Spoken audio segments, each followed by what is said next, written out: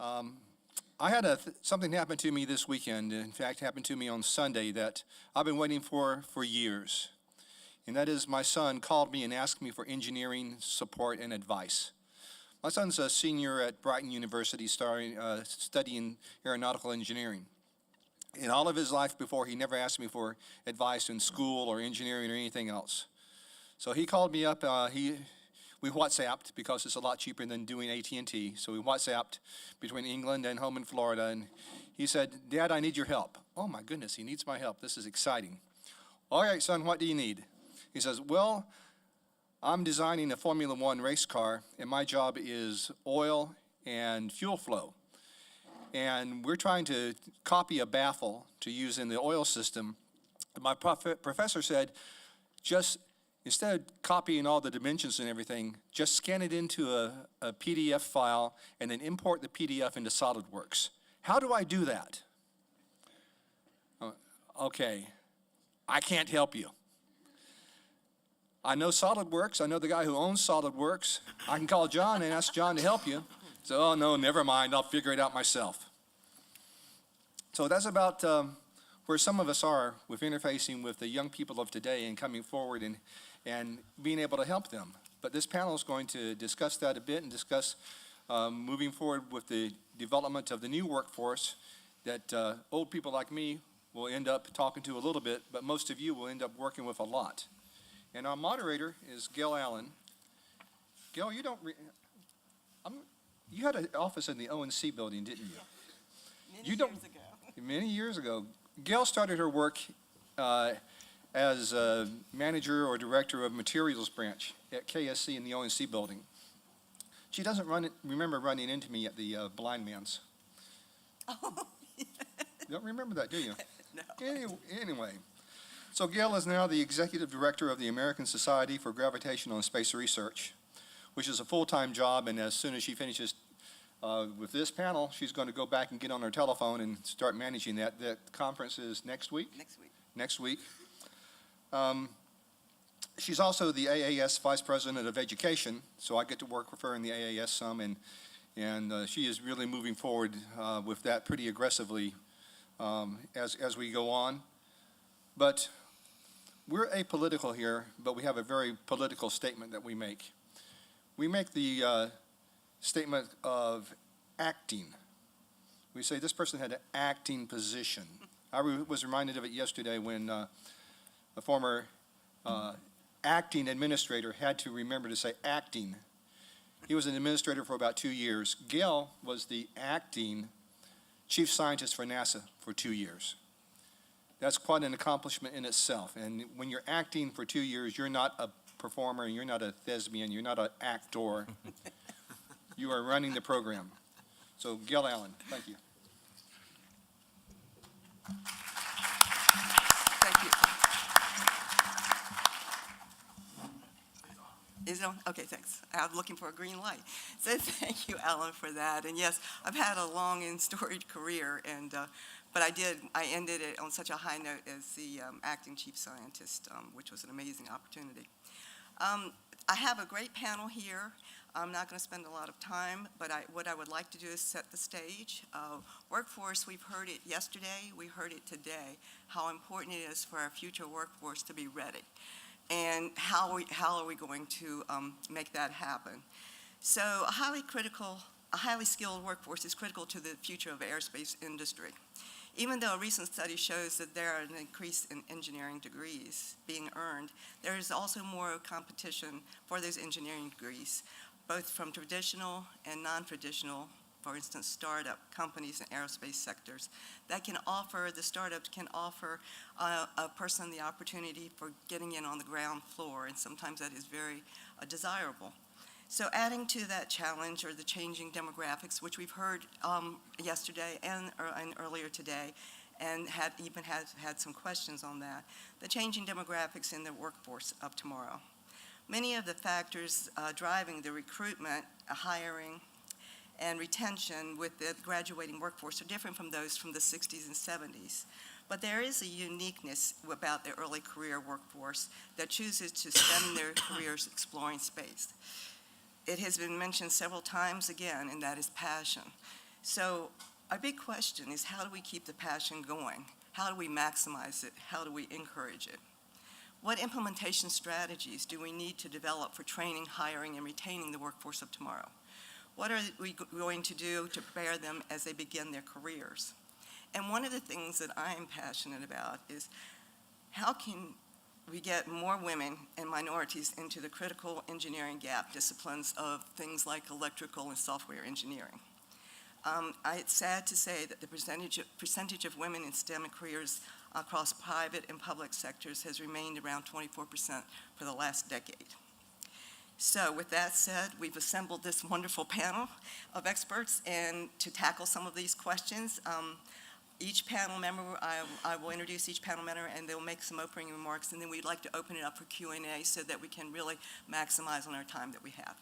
So with that, I want to start with the first panel speaker, and that is Dan Dumbacher. He is the Executive Director of the American Institute of Aeronautics and Astronautics. Before joining the AIAA staff in 2018, January, Dumbacher was a professor of engineering practice in the School of Aeronautics and Astronautics at Purdue University, where he taught courses in systems thinking, systems engineering, and space policy. Prior to Purdue, Dumbacher, Dan, served as the Deputy Associate Administrator for Exploration Systems Development Division for the Human Exploration and Operations Mission Directorate at NASA headquarters. In that capacity, he provided leadership and management as the Program Director for Exploration Systems Development, which included the Space Launch System, Orion, and Ground Systems Development and Operations and Integration efforts. So with that, Dan. Well, thank you, Gale, and good morning, everyone. It's great to be back in Huntsville. Finally, as a Purdue grad and / professor, I can hold my head up high with a football team in the home of national championships. So for the Purdue guys, boiler up, finally. I can say that with pride around here. It's really good, and this is really an important panel, and it's Gale uses a loose term of expert, a loose definition of expert, but at least on my case. But I want to, a couple of things, and I'm going to do this with a little bit of a couple of stories along the way. And number one was one day I'm minding my manners at NASA headquarters, working on SLS and Orion, and Purdue calls me up, and Tom Shee, the head of the Aero department, says, "Okay, Dan, you've been complaining at us for years about how we teach engineers. How about you come back here and help us fix that problem?" So thus the reason I decided to go to beautiful downtown West Lafayette, Indiana. And the reason was this. The reason was we get a lot of good technical fundamentals, and we do a very good job of that across our technical base, but we also needed to expand the horizons of the engineers and get them working with other parts of the team, because this is a team effort along the way that it requires technical skills, business skills, policy skills, all kinds of communication skills, all of these things. And Purdue was putting an effort together to try to deal with that, and it's making some progress lately. But to raise that to a higher level, that's what we all need to be thinking about. You hear it as you stand back and you watch what's going on, particularly in the space industry and the evolution from primarily government funded to a government funded / private enterprise to hopefully a more and more driven by private enterprise activity. Right away, I have to start worrying about the economics and the business cases. And I have to start worrying about policy issues that you heard from the previous panel. All of this is part and party to actually making all this work. And we need to consider that, and we need to consider it from the overall career arc, starting at K through 12, all the way through retirement. Because we all have a role in this, and this is where I'm going to put a challenge down to everyone in the room, and any of your friends you can get outside of the room. And that is, we talk about bringing the workforce along. The question was asked earlier this morning. The important part is we all have to engage, we all have to be active, we all have to purposely make an effort to make this happen. If it's just one or two individuals along the way with mentoring, or whatever it might be. So I want to challenge everyone to think about it from an overall career arc standpoint, and also to be very deliberate and active, and to pick up on one of Gale's very important points, and that is the diversity. If you look, if there's anything I've heard from industry, from academia, from government, is the diversity issue has to be worked, and it's going to take all of us, and it's going to take all of us to be very deliberate about that. It's not just going to happen if somebody else chooses to do it, or one act here or one act there. It's going to take a multitude of acts that we have to bring together. So I would like to challenge all of us to think that way, to proactively work that way, work with the local schools, grade school level, through high school, through undergrad and graduate. I love it that the fact that the students are here. I got to ask, I know the UAH students are here. Did the Illinois crowd show up? Oh, wow. That was a busy drive. So we have to keep driving this home, and we can all have an influence on this. From an AIAA perspective, I'll just say it from a professional society perspective. Get involved with your local professional society, whether it's ASME, SAE, SWE, I don't care what the 3 or 4 letters are, but get involved with the young people. Help them learn from you and what you've done in the past, because those of us that are my age, the younger people want to be like us, or they want to have the jobs like we had. I hope they don't want to be like us in some respects. They want to be doing the kind of things that we got to do during the course of our career. Let's help them. Our mentors helped us do that. So we want to be very deliberate about it. We want to be active about it. Use all of the tools that you have. And I would challenge us on a continuous basis to get involved, get engaged, and use every opportunity we can to help build the workforce of the future. Thank you, Dan. Our next speaker is Dr. Shankar Mahalingam, is the Dean of College of Engineering and Professor of Mechanical and Aerospace Engineering here at the University of Alabama in Huntsville. Dr. Shankar received his, or Mr. Shankar, or Dr. Shankar received his PhD in Mechanical Engineering from Stanford University. He is a member of the Chi Beta Pi, an associate and fellow of the AIAA, fellow of the American Society of Mechanical Engineers, and a fellow of the American Association for Advancement of Science. And Dan, I think he hit all of the 3 or 4 letters. Well, he did. But I know that he has some really interesting information and some exciting information about the statistics and demographics from the engineering school here at Huntsville. So. Okay, so I guess you can hear me back there? Okay. And he has some slides. Yes, if you can get my first slide up, that'd be great. First, I want to express my appreciation to the American Astronautical Society for inviting me to be a member of this panel. In thinking about the remarks that I ought to make today, I came up with 3 points to help set up the discussion and to encourage questions from the audience. And right off the bat, I want to apologize because some of them are probably overlaps with the comments that some of my fellow colleagues are likely to make. If I can have the first slide, if you can just move forward. There you go. So this one, I want to present relevant data collected and published by the American Society for Engineering Education, ASEE, another 4-letter acronym. This data set was for the year 2017, so fairly recent, and this will provide an appropriate context for the discussion, right? So in this slide, it shows the distribution of BS degrees in engineering awarded in the United States. Overall, as a nation, we produced about 125,000 engineers, right? If you look at the data, it is clear that mechanical engineering, which is the big bar up on the left end of the chart, computer science and electrical engineering disciplines accounted for 47% of these degrees, right? Close to half the 125,000 went to these disciplines.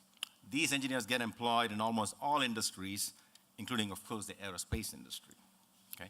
Now, if we zoom in and focus on the aerospace engineering alone, that accounts for, as you can see from the note that I put in there, 3.2%.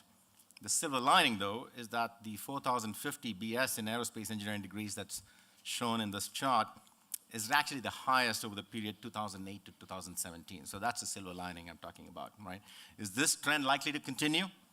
Are there things that we collectively in academia, industry, government, et cetera, should be doing to ensure this? These are really important questions for us to think about, right? One observation from the data, which is not evident in my slide here, is the percent of women that received BS degrees in aerospace engineering was nearly the lowest, 13.5% among all engineering disciplines, next only to computer engineering. So this one indicates that we need to be doing a lot more to recruit from the K through 16, to recruit bright young girls into the field of aerospace, aeronautical, astronautical engineering. And Kimberly talked about sort of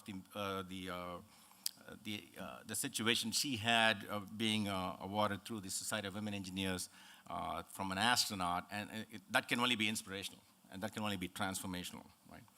We can go to the next slide.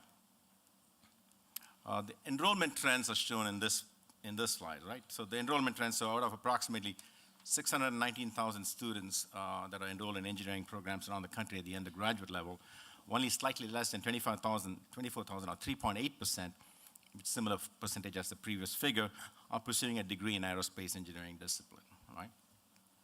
The second point I want to make, so this sort of provides the background. I want to touch on what we are doing as a society to inspire and educate the next generation of engineers, and of course, aerospace engineers as well. Maybe there's more that we should be doing, right? Let me use my College of Engineering as an example. Although here at UAH, and I'm sure many other colleges and schools of engineering across the country do this as well, we offer numerous engineering camps for high school, middle school, and elementary schools. Some focus exclusively on middle school girls, and we also host regional science competitions here on campus, right? It is evident, though, from the data that much remains to be done with partnership and leadership from industry. And if we are to enhance the overall pipeline of students pursuing aerospace engineering as a major in college and eventually pursue a career in the field, we need to be doing a lot more, right? And keep in mind that only 20 to 30% of these aerospace engineering, or roughly 20 to 30, anywhere from 20 to 30% of these aerospace engineering graduates will actually pursue careers outside the aerospace sector, right? So which means it leaves fewer to pursue careers within the aerospace sector. As noted in a NASA panel discussion that we had on campus yesterday morning at UAH, NASA's engineering workforce is also aging, and we need bright young minds to A, fill certainly NASA's needs, and so B, to pursue challenges in the commercial space industry, which was the theme of the space commercialization workshop organized by our College of Business yesterday afternoon, right? So in fact, my prediction is that the technical challenges tied to space commercialization will provide the breeding ground for innovation, which in turn will help inspire bright young minds to join this venture, right? A third point I want to make pertains to the attributes of students, which is critical to understand if you have to provide inspiration to pursue a career in aerospace, right? Increasingly, what we see, we meet with high school students all the time, middle school students all the time. Engineering students are coming in with a mindset, I want to start my own company when I graduate, right?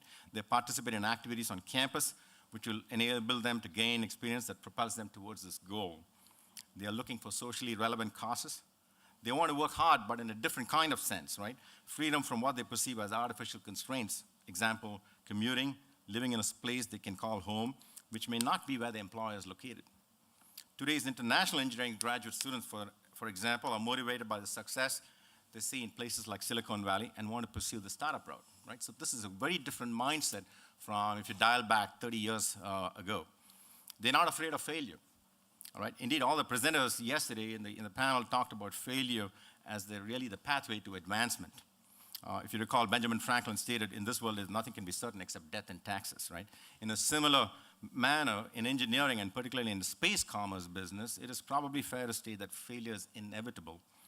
But the key to progress, as Robert Lightfoot also has articulated, is acknowledging and managing the risk effectively, right? To attract students to aerospace engineering, for example, it is vital to have exemplars, right? These may be individual employees, individual companies, or a sector of companies doing amazing work, such as contributing to, say, a mission to Mars, something that can capture the imagination of a generation, something really cool. Clearly, the data suggests that we are not doing this effectively, right? Furthermore, initiatives that may commence today and are ongoing will take years to impact the pipeline. We need a long-term, self-sustaining strategy. We need academic entities, government, national labs, industry, and organizations like the AIAA, for example, to coordinate these efforts. Finally, my last slide. I will end my remarks with this last slide. At UAH, thanks to the presence of a large number of companies, especially in the aerospace sector, and additional companies that our city, county, and state have been incredibly successful in recruiting to this region, our aerospace engineering enrollment at UAH actually is 25% of our engineering student body today, which is far greater than the 3.8% I showed you nationally, right? So although I cannot confirm this fraction is probably might be the highest in the nation. Congratulations. Give yourself a pat on your back. You've come to the right place to meet, inspire, and recruit top aerospace and other engineering students here at UAH. Thank you.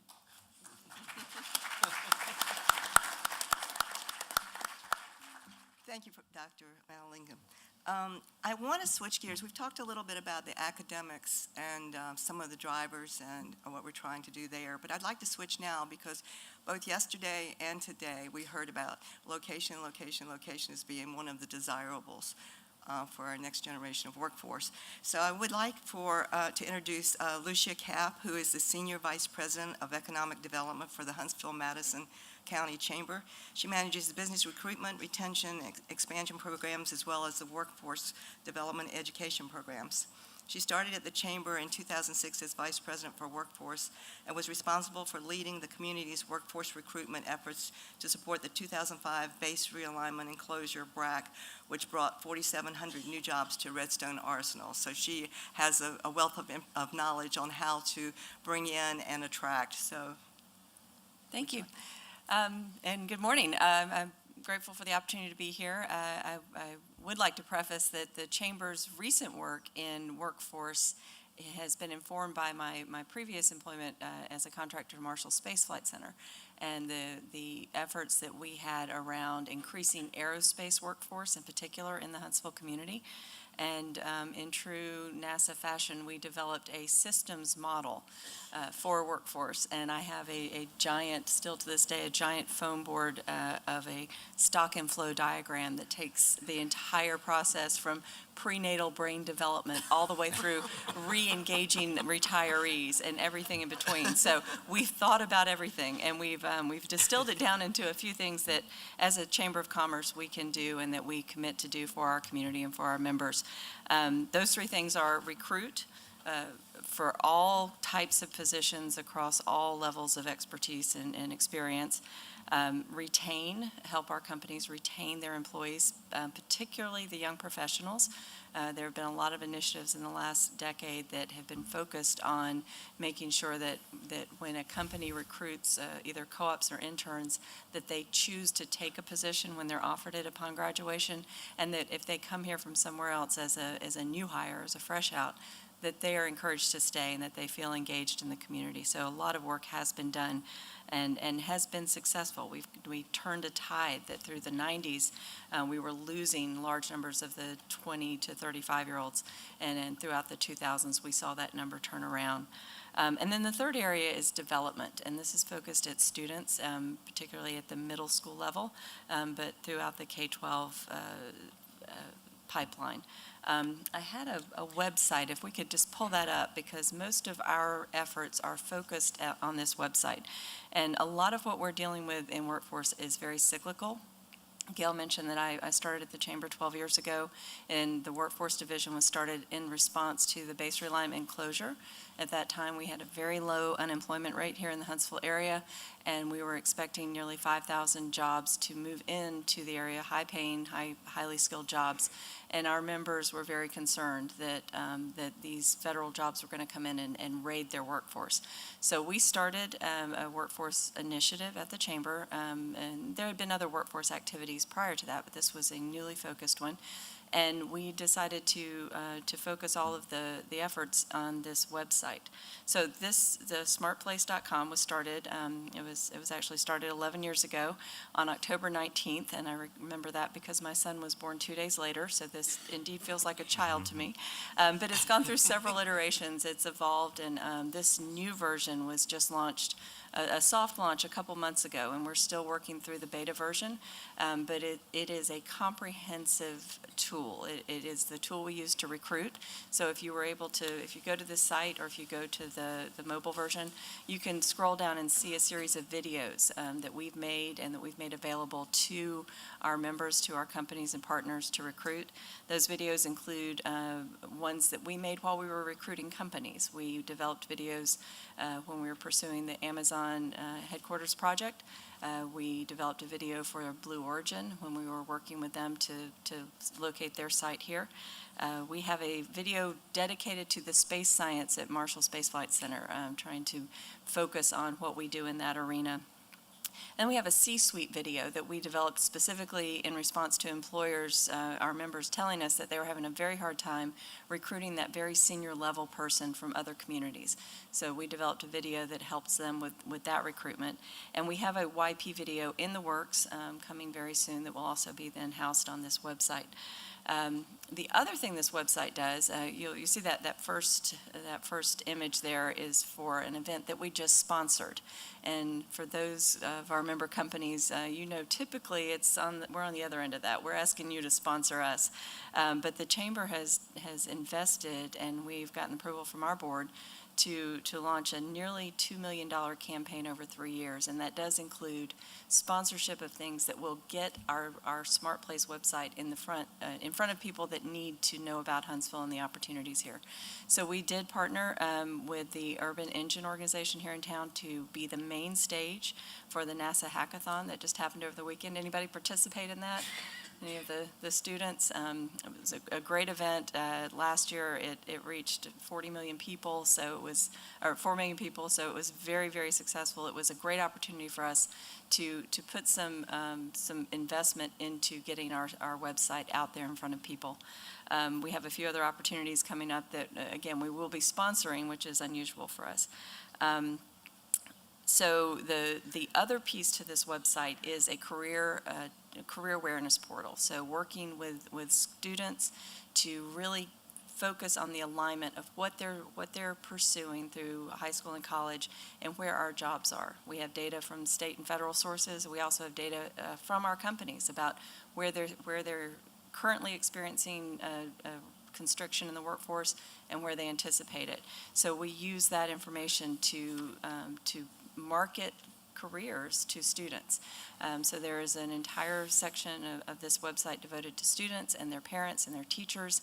We are hiring staff. We are committed to getting across 15 counties in North Alabama over 3 years to really market the jobs of this community, the jobs of our members and partners to students so that they're prepared to pursue them, they're interested in them, and they're aware that they'll be able to get a job when they graduate. Not all these jobs are 4-year degree or higher. There are some that you can come out of high school and get employed and have a good job. So we are really marketing across the spectrum of what the opportunities are here in the Huntsville area. But we are working very closely with our employers to make sure that the information is relevant. There are a lot of local videos that we've shot, so students go to that website, they see people in real jobs, people that they may know, that maybe the father of a friend of theirs, or the mother of their classmate. So we're able to use real data and real people to market opportunities and get students to pursue these careers and increase the alignment. Thank you. Thank you. So we've heard from the academic world and we've heard from the Chamber of Commerce where they've been really trying to attract am I supposed to say young professionals? I don't know. Can't say kids. Kids, okay. Young professionals. Now, and I really welcomed the question earlier on the panel earlier today about the workforce and what were the companies doing to try to attract and retain, because retain is extremely important, especially with all the competition for the resources that are out there, the limited resources for the engineers. So we have two panelists that are actually representing companies. I'd like to next turn it over to Shane Prestegard, who has served as the Dynetics Talent Acquisition Manager for the past 2 years. I love that title. Dynetics is headquartered in Huntsville, here in Huntsville, with locations in 10 states. Prior to joining Dynetics, Prestegard spent 10 years as the divisional recruiting lead for Camber Corporation, which is now a part of Huntington Ingalls Industries. He was instrumental in increasing Canberra's employment headcount from 1,400 to 2,400 employees across the enterprise. Over his 20 years of recruiting and talent experience, and has supported various DoD and NASA programs in Huntsville and across the United States. So Shane? Thank you, Gale. I do want to recognize that diversity in the workforce for all of the companies is definitely a challenge and continues to be a challenge across industry.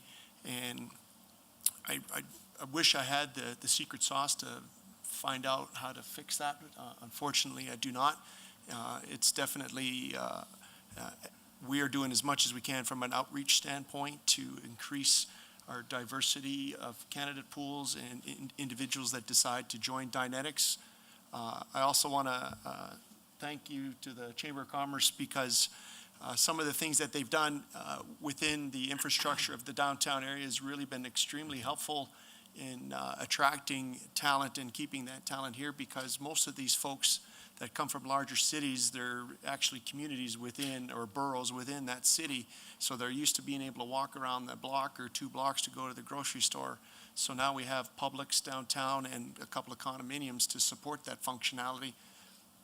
And I can attest to 2 or 3 different hires that I've had that if we didn't have that capability and we weren't such a commuter city, would not have been able to attract those folks to the area so that they could get used to the area and then determine down the line 2 years or 3 years where they choose to buy a home or build a home and things of that nature.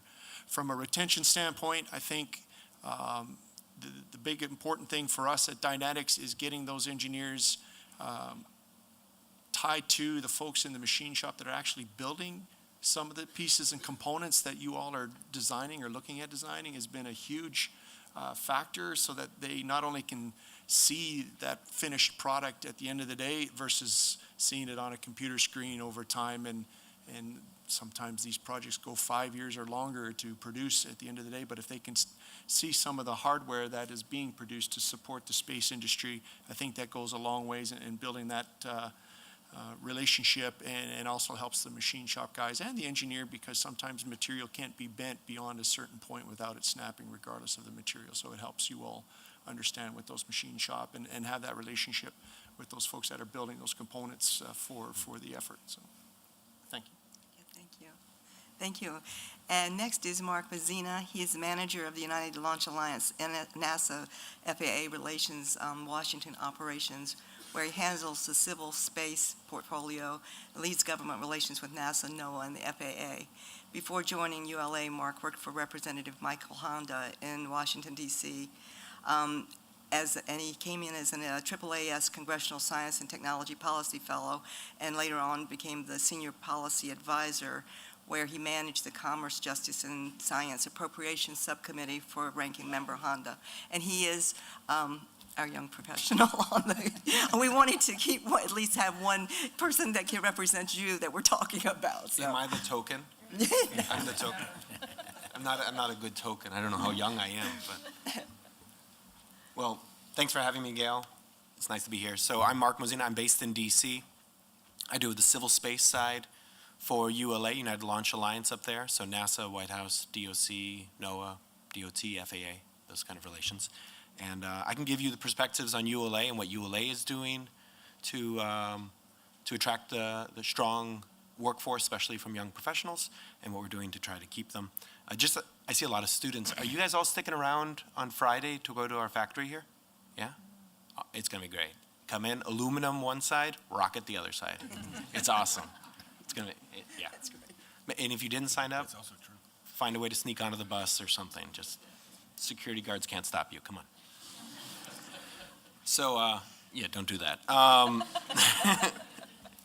So at ULA, our mission is to save lives, explore the universe, and connect the world. And in order to achieve that mission, we need to attract, train, retrain, and retain a strong, professional, experienced, innovative, mission-focused, and ethical workforce.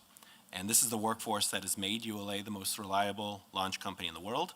And if we're going to continue to be so, then we need to continue to attract this new talent. And to this effect, something I'd really like to highlight is the ULA's intern program. I think it's absolutely phenomenal.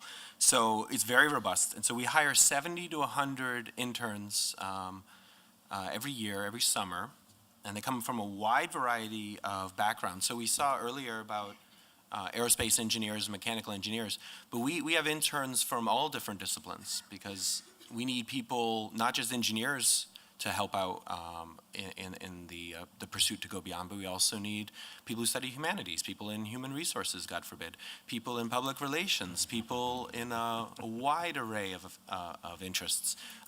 Passion for space is not just limited to those in engineering. So we try to have our interns come in for 2 consecutive summers if they can, and to diversify their experience. So maybe they'll do a stint over here in Decatur, work with the rockets being built, or maybe they'll go up to Colorado where we're headquartered, or maybe go to a launch site and help prepare the sites as we launch the Atlas and Delta rockets. The goal is to convert every single one of those interns into entry-level hires once they graduate college. And so far, knock on wood, we have a very high acceptance rate, so we're very proud of that.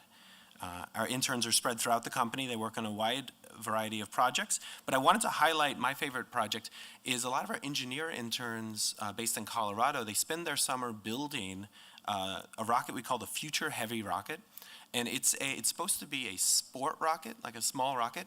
It's 41 feet tall last year. So it's 4 stories in height. The interns built a 4-story tall rocket and then launched the sucker in the middle of Colorado. And to make matters even better, we didn't just launch the rocket. They then teamed up with the interns at Ball Aerospace, who are also based in Colorado. And Ball, as you all know, they build payloads for NASA and for other government partners. So their interns built payloads for our interns' rocket. And then we also partnered with local schools, K through 12. We talked about engagement at the early levels. So we had all sorts of interesting projects going up from kindergartners and all the way up through high school. So it's really phenomenal. And yeah, I don't know why 41 feet is called a sport rocket, but apparently that's how we classify it. So I would say that's the highlight of our internship program, but we have interns in DC, and so they help us with policy. They help us go to briefings and speak with the White House, with Congress, et cetera. So it's a wide array of experiences through our internship program. And every year, through this program and through other means, we hire about 100 entry-level professionals from a variety of backgrounds: engineering, finance, operations, quality, safety, et cetera. So we're very proud of our program, and I think thus ends our advertisement. If you are still in college, apply to that internship program. In terms of workforce retention, there's a lot of conversation up here about diversity and about creating a community to encourage and empower people from diverse backgrounds, as well as from diverse fields. So ULA has multiple resource groups for women and employees from underrepresented groups to provide the resource, as well as leadership and mentoring and networking and events. And they also have a community outreach aspects, both within these research groups and within the company as a whole. So a lot of connections to local schools and to try and train the future generation to actually get them to keep that supply line open. In addition to that, I guess the last part I'd like to highlight is ULA's put in a lot of effort to have personalized development plans for every single employee. So to really open up the number of professional development opportunities, both within the company and beyond the company, so that people feel challenged and feel appreciated and will want to stay with ULA and continue our, knock on wood, perfect record of launch success. So these are some of the programs that we have had success with, but I know there's a lot of other companies and agencies represented in the audience, so we would love in the dialogue that we're about to have, we would love to hear about some of your best practices and how you have had success in retaining and capturing a strong workforce. Thank you. Thank you, Mark. So now we will open it up to the audience, and we'd love to have your questions. I would like for some of the students maybe to talk about their perspectives and what they're looking for when they start to go into looking for a new job, starting their career, because it's helpful to get feedback from you all to make sure that what all these guys are doing, that we're on the right track. So any questions? Okay, this one. Hello. My name is Avery Moore, and I'm a student from the University of Illinois. My question is for Dan and also Mark as the representing young professional. Dan, you challenged other experienced professionals to enhance or to enable or to aid and mentor young professionals to enhance the development of the aerospace workforce. Is there anything that we can do as young professionals to enable this development and keep it going in the right direction? Well, I'll start, and then I'm trying to figure out a couple of things. Number one, the first thing I would tell you is get and meet as many of the gray-haired people as you can in this room, and ask them what they did. Ask them what in their careers did not work so well that they learned from. And then the other thing I like to tell the younger people when I was here at Marshall and around is the young people's job is to ask why. When you're in your daily job or you're hanging out with your local professional society at a meeting and somebody comes in and gives a briefing or whatever it might be, keep asking the why question, and don't just ask it once, ask it 3 times. And then here's the hard part, is when the answer comes back of, well, that's just the way we do it around here, that's when you ask why 5 more times. Because I put this on the table for 2 reasons. Number one, that's how you will learn.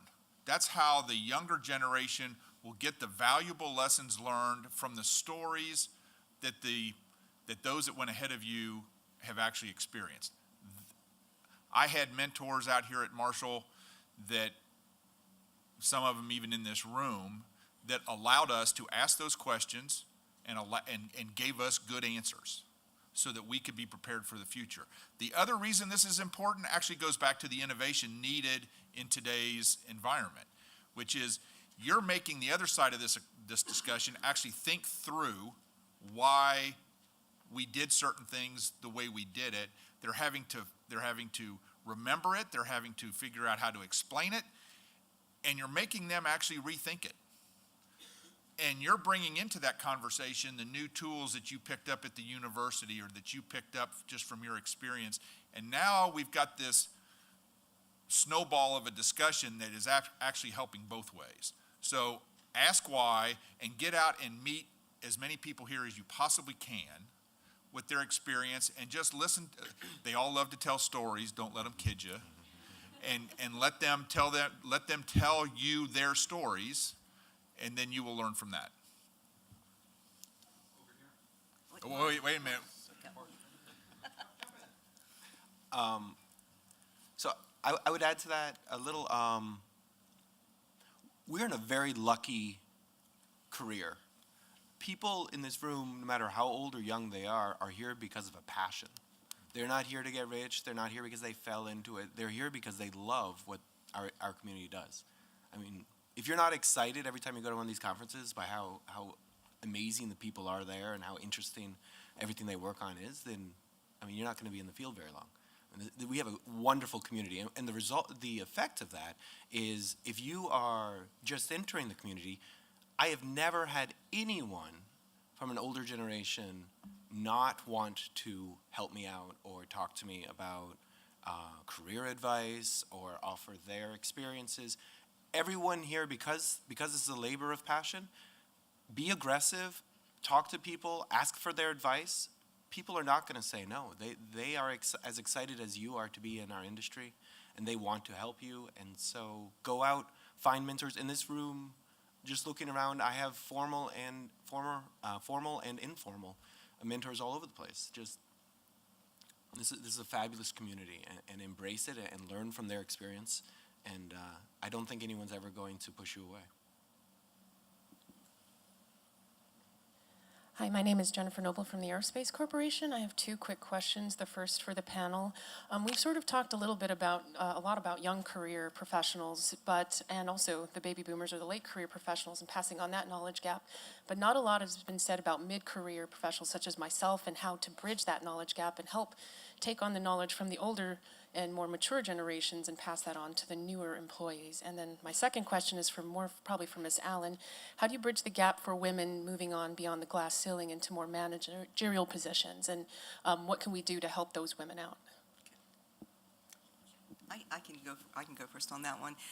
While I was at NASA, that became one of my priorities, is to try to bridge that gap. And it really is, it's pretty much the same over the aerospace companies as it is at NASA. I can say NASA because that was my experience.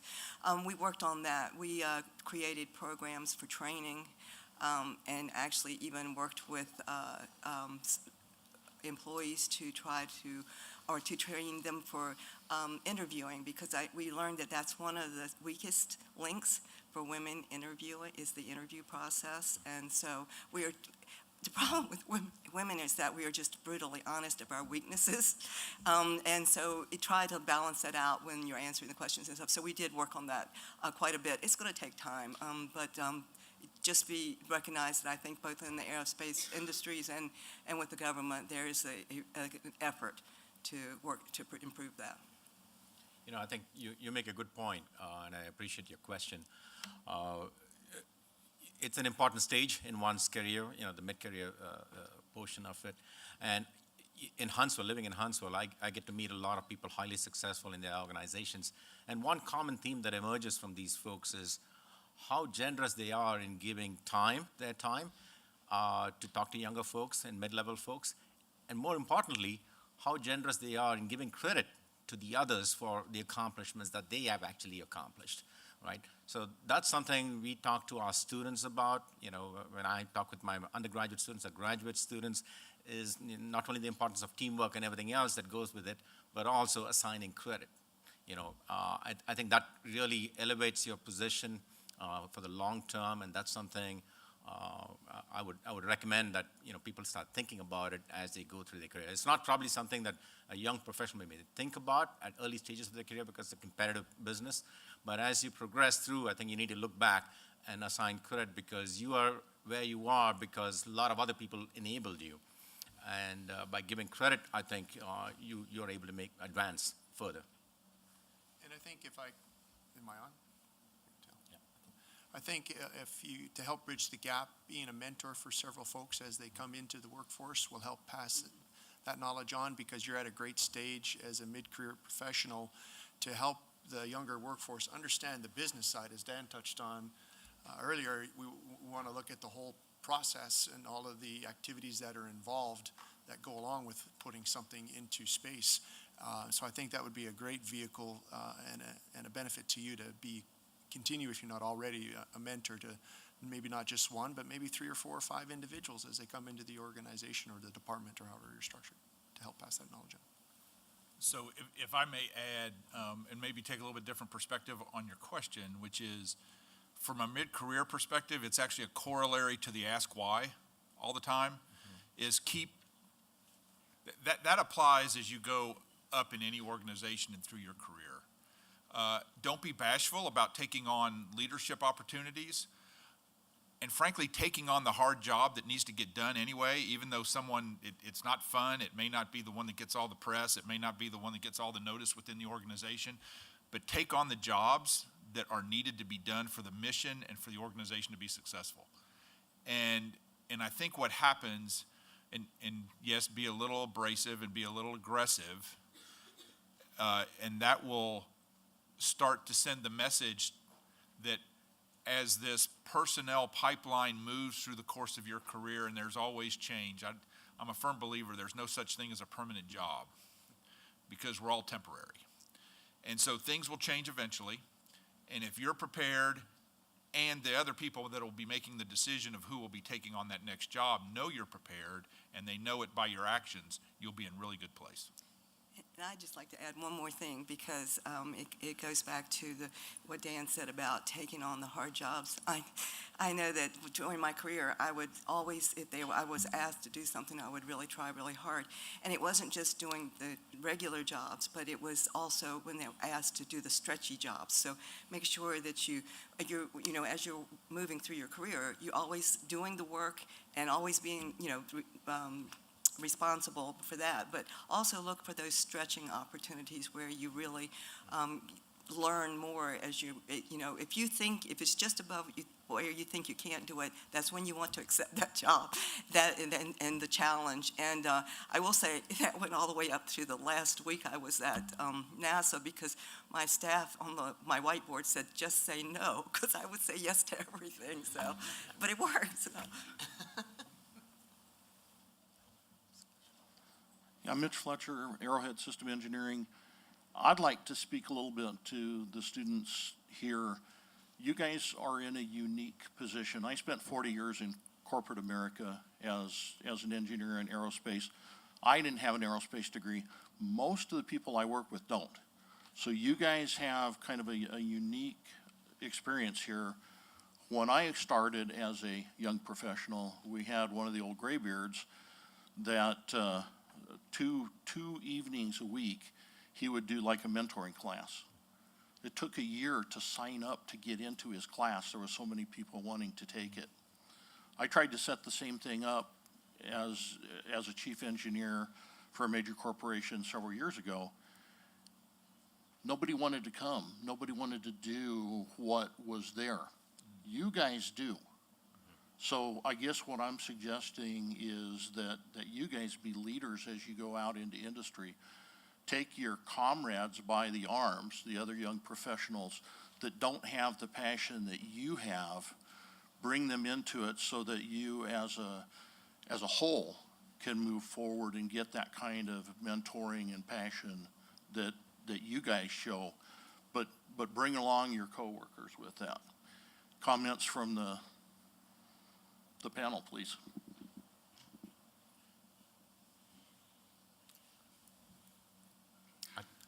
I couldn't agree more. I think, mentorship is something that, the older I get, the more I realize that I am where I am at because of all the mentors that I've had over my career.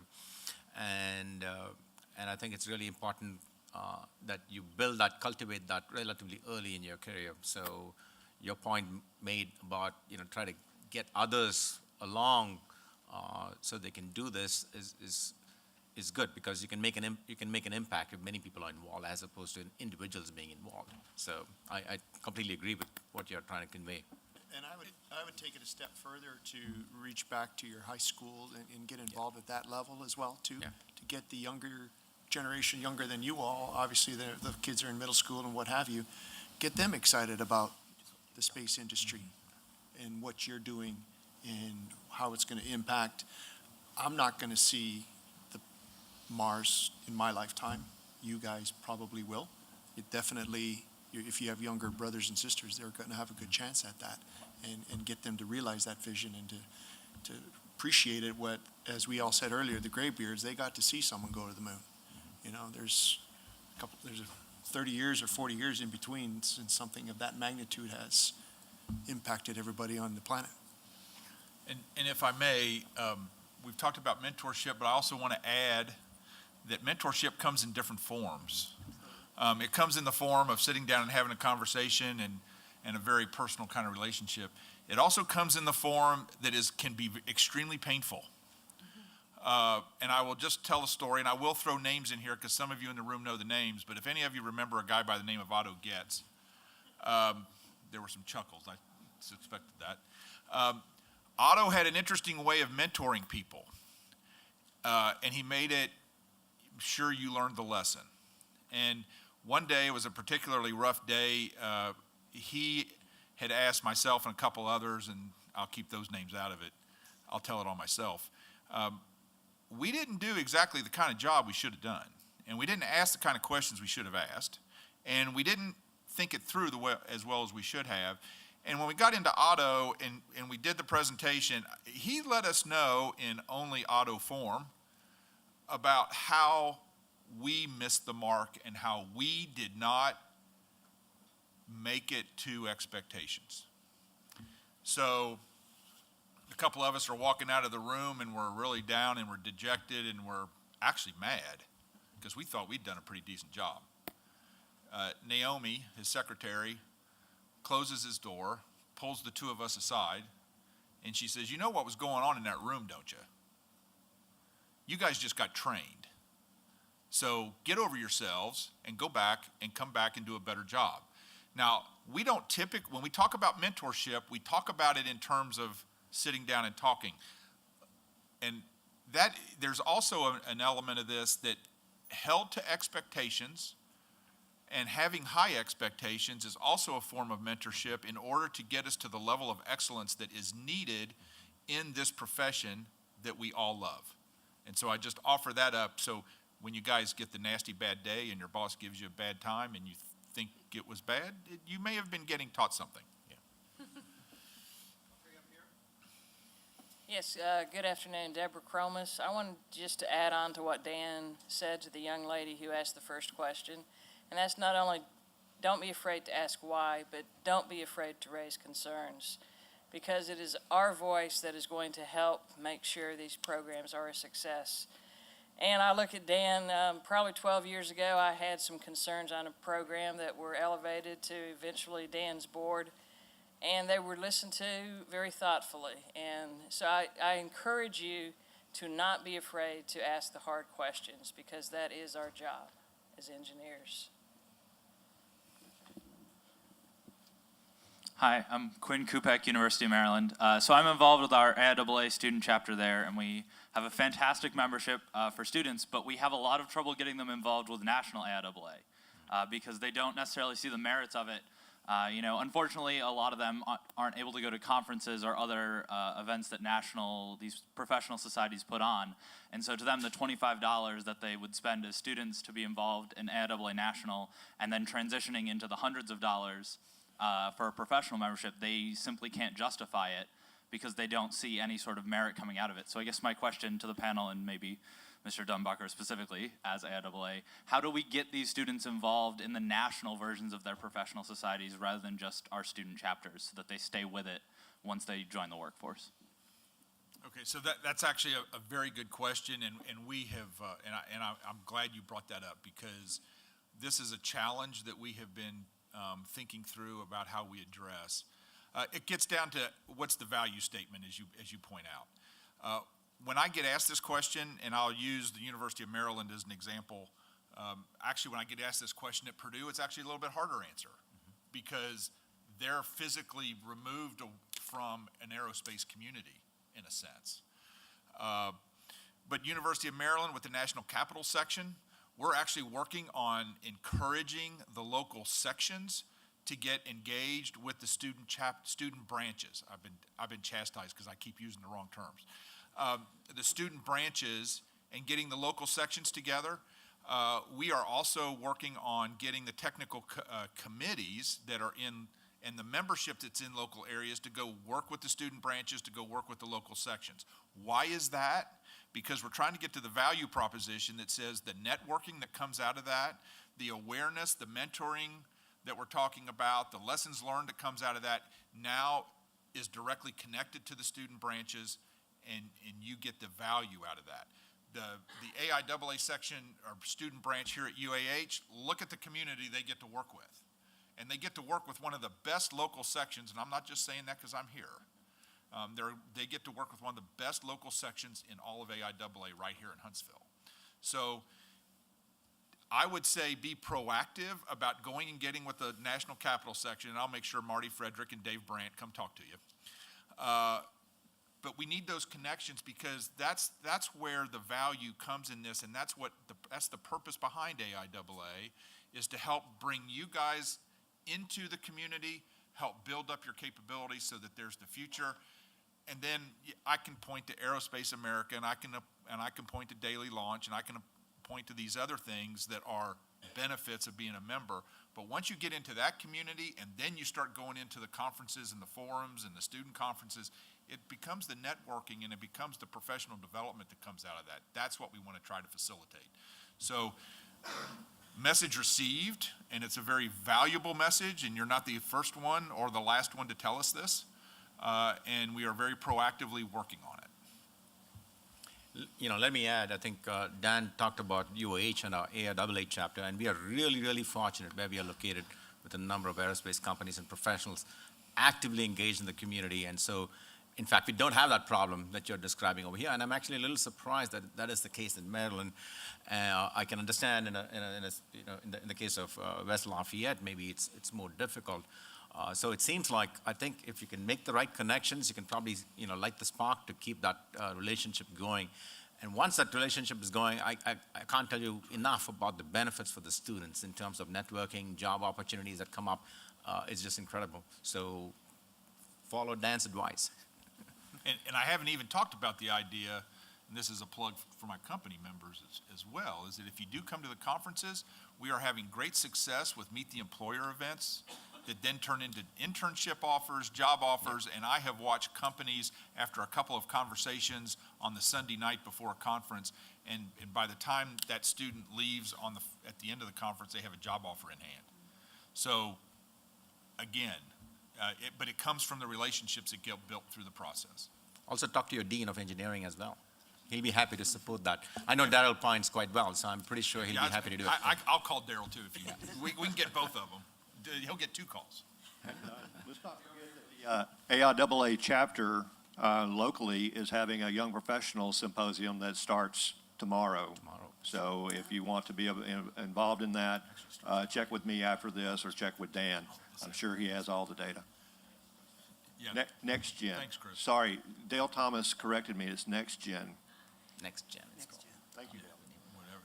My name is Matt McSavany. I'm from Marshall Space Flight Center. I'm part of a group there, part of the leadership council for a group called MECO, Marshall Early Career Organization. And the metaphor of MECO is apt, alluding to main engine cutoff, where you're accelerated through your college career, and then you get to NASA or into industry, and things move much slower once you get in. And there was the theme of passion, keeping passion for your career. And what can we do for those who are on this side of the college fence? What can we do to sustain that passion through those early years?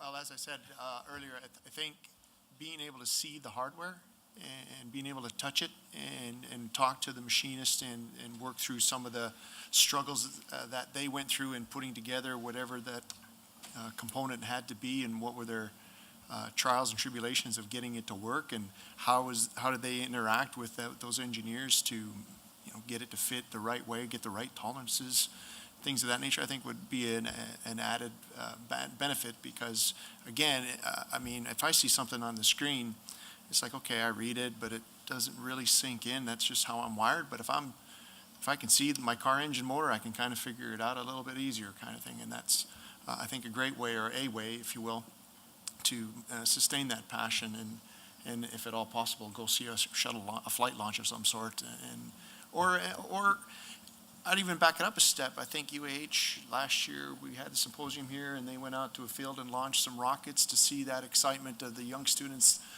that they have when it's the first time to press the button and see that thing go up in the air. I think that would be another way to get re-energized from that perspective too. Well, okay, there you are. I do like your acronym as a former shuttle main engine systems guy. That's really good. The other thing I would tell you is to, first of all, you need to maintain and keep that passion, because there will be good days and bad days, and the passion will get you through the bad days.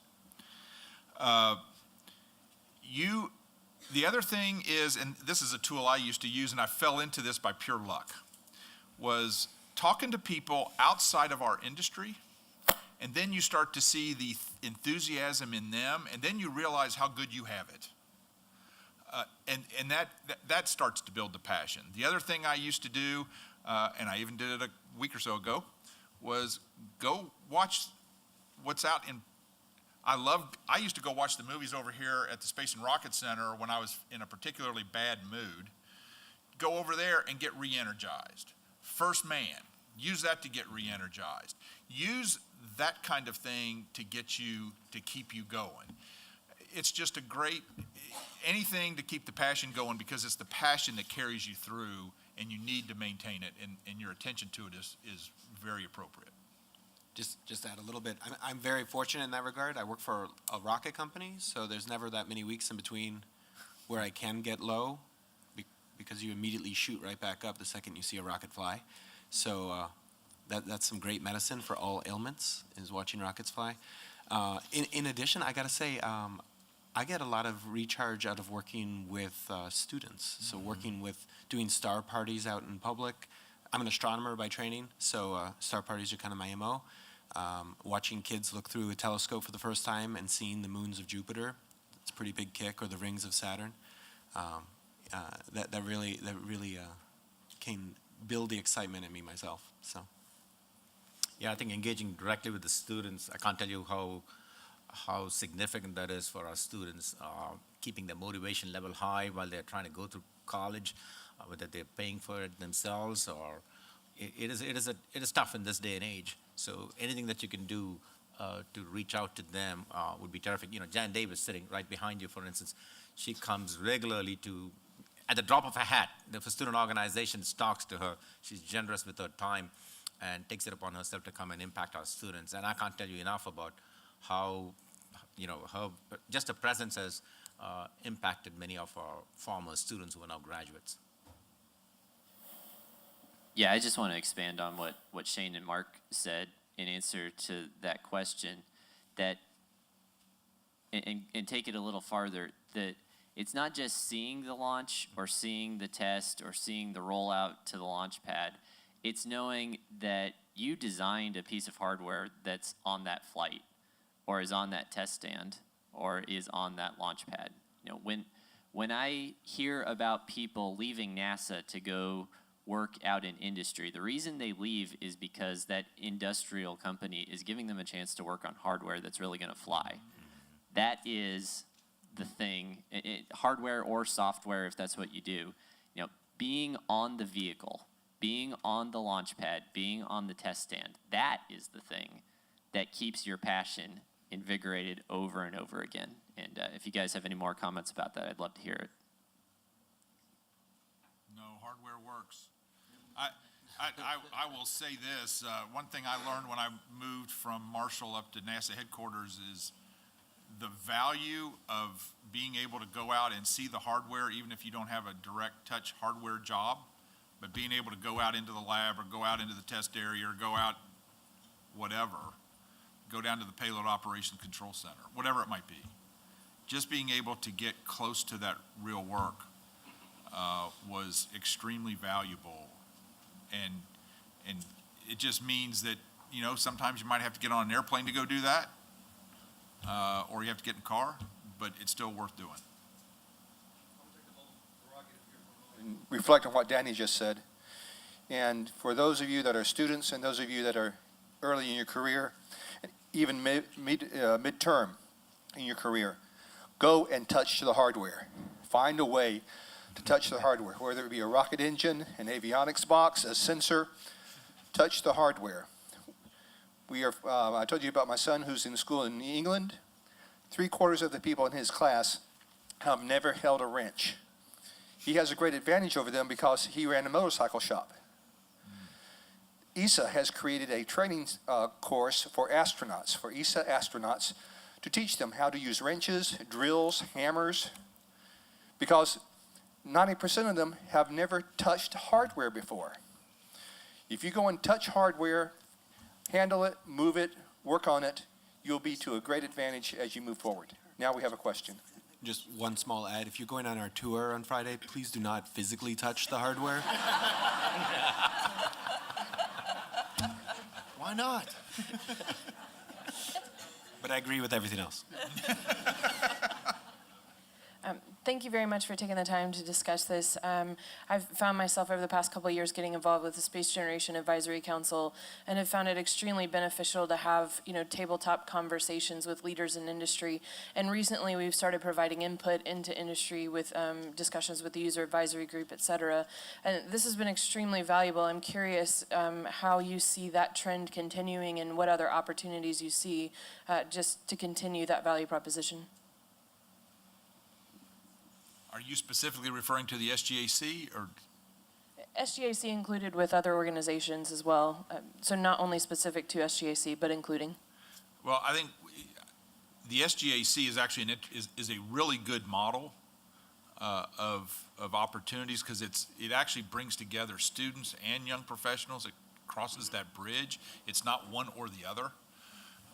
And frankly, it also pulls together the international community. What we talk about in here is not going to just be done. There's going to be U.S. leadership. Please don't run out of the room saying Dumbacher disagrees with Jack Schmidt, because I don't. But this has to be an international effort, and particularly for those just coming into the business, it's going to become more international over the course of your career. So SGAC, I think, is an extremely important value proposition because of the international flavor it brings in. And the UN. And yes, correct. It brings in the UN. It's going to start addressing, gets into that outer space treaty kind of conversation we had a little bit earlier today. All of that is important and will become more important for the future. So I would say keep those kinds of things up, and then the other thing we want to do is take things like SGAC, Women in Aerospace, and these other organizations and help pull them together, not from the standpoint of let's all work together and partner together so that we can help address the diversity issues and help build a stronger, more diverse workforce for the future. And it's going to take all of us to do that. And I think those are all needed. And I just want to add, put a thing in for AAS. There has been, being on the committee for the education and young professionals, there is a concerted effort to try to get more involvement of students and young professionals into the seminars and symposium. Doing a great job here with Von Braun, but we're also looking at enhancing the Goddard Symposium with student opportunities, and as well as one in the Ohio area that we're planning for next year. So we are trying to do that to get more engagement. So I think it's growing, more than ever. Yeah. Hello, my name is Luz Gonzalez. I'm a student at Universidad Pontificia Bolivariana, and you have talked about great opportunities for young people.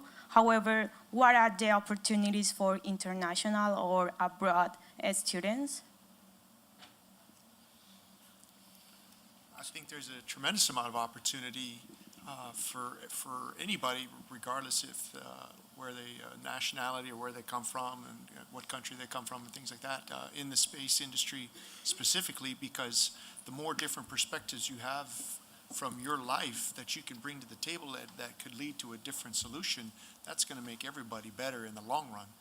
And quite possibly some of us may not have a perspective that you have on how to solve a problem that could be the way to solve that problem.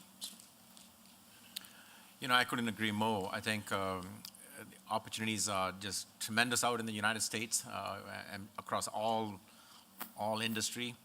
And I think it's a question of a willingness to go seek those out. And I think you'll be amazed at how productive you can be and how welcoming the environment might be for you to be successful. And I think the bottom line is if you're going to be successful from the technical standpoint, the opportunity is just tremendous out here. I can add specifically our internship program. We have people who are not of American citizenship in that. So I think that we've run out of time. That wraps things up. But please thank the panel. I think it was a really good session.